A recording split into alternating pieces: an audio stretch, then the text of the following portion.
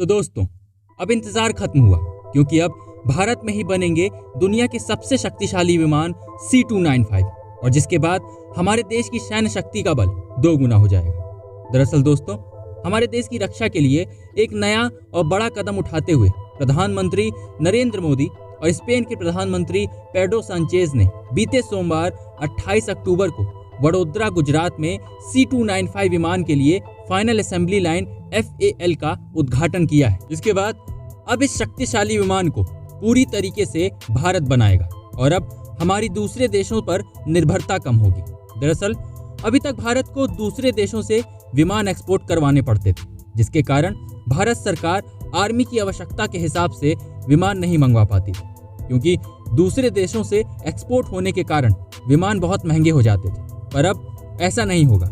आपको बता दें कि ये प्रोजेक्ट लगभग $2.5 मिलियन का है और इस एयरक्राफ्ट को भारत में बनाने के लिए भारत की लोकप्रिय कंपनी टाटा का बहुत बड़ा योगदान है और टाटा के सहयोग से भारत के मेक इन इंडिया पहल को भी लाभ मिलेगा।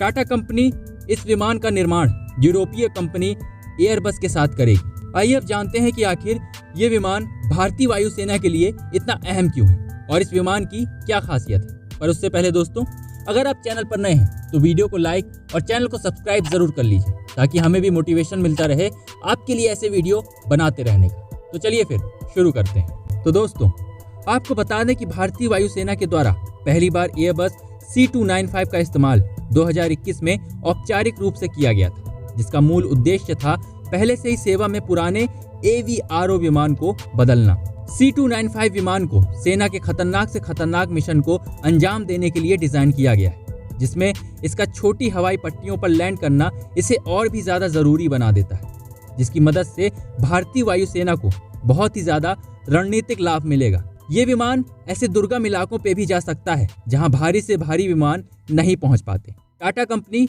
एयरबस के साथ मिलकर 40 विमानों का निर्माण कार्य जल्द शुरू करेगी। वडोदरा असेंबली प्लांट को 2026 तक अपना पहला पूर्ण रूप से भारत निर्मित C295 विमान बनाने के लिए डिजाइन किया गया है।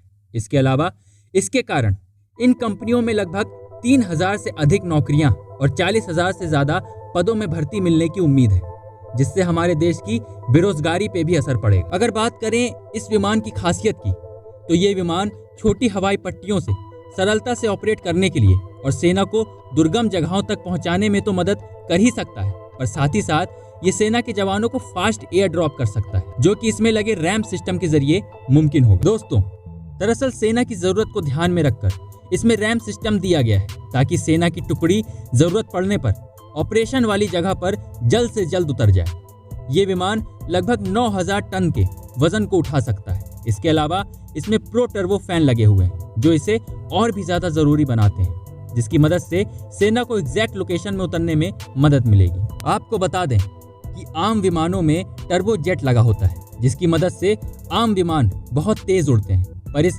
प्रो टर्बो फैन के कारण इस विमान की रफ्तार धीमी होगी और जिसके कारण सेना के समूह को एक जगह उतरकर इकट्ठा होने में परेशानी नहीं होगी। इसके अलावा भी इसमें हाईली एडवांस रडार सिस्टम भी लगा हुआ है, जिसकी मदद से ये विमान दूर से ही दुश्मन के विमान का पता लगा लेगा, जिससे सेना को दुश्मनों से लड़ने में काफी मदद मिलेगी। और यही महत्वपूर्ण कारण है जो इस विमान को भारतीय सेना की पहली जरूरत बना देते हैं। इसलिए भारत में स्पेन से 16 C295 विमान भारत आ रहे हैं और बाकी के 40 विमान भारत में ही बनेंगे।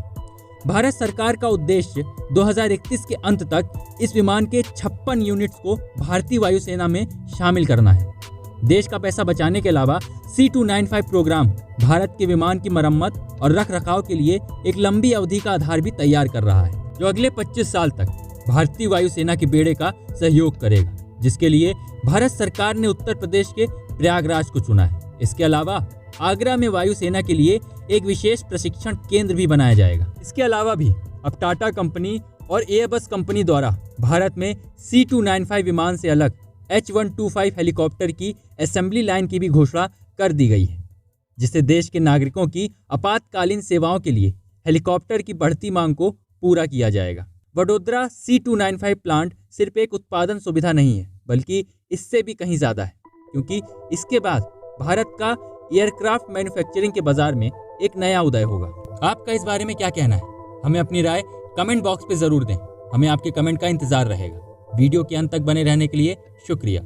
वीडियो अच्छा लगा हो तो वीडियो को लाइक शेयर जरूर कर दीजिएगा। और ऐसे ही देश विदेश की खबरें पाना चाहते हैं तो हमारे चैनल को सब्सक्राइब करके बेल आइकन को ऑल पर जरूर क्लिक कर लीजिए।